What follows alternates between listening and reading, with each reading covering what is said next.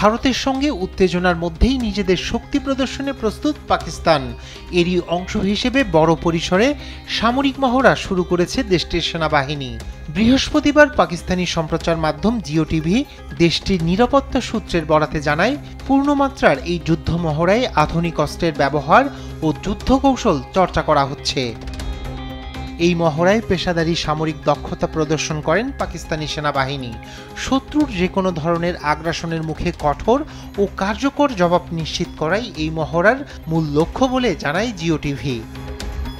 এই সামরিক মহড়ায় এমন এক সময় শুরু হলো যখন লাইন অফ কন্ট্রোল বরাবর কিয়ানি ও মন্ডল সেক্টরে ভারতীয় সেনাবাহিনীর অকারণে গুলি চালানোর জবাবে একটি ভারতীয় চৌকি ধ্বংস করে পাকিস্তানি বাহিনী।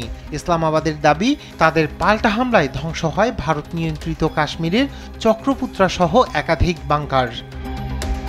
এদিকে পাকিস্তান ও ভারতের মধ্যকার উত্তেজনা পরিস্থিতি নিবিড়ভাবে নজর রাখছে চীন। এ নিয়ে পাকিস্তানের উপপ্রধানমন্ত্রী ও পররাষ্ট্রমন্ত্রী ইসহাক দারারের সঙ্গে কথা বলেছেন চীনের পররাষ্ট্রমন্ত্রী ওয়াং ই।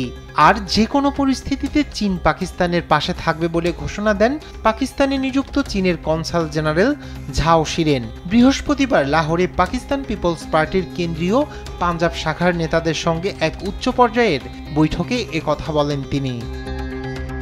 রায়হান কবির শুভ্র, নিউজ ডেস্ক, দেশ টিভি।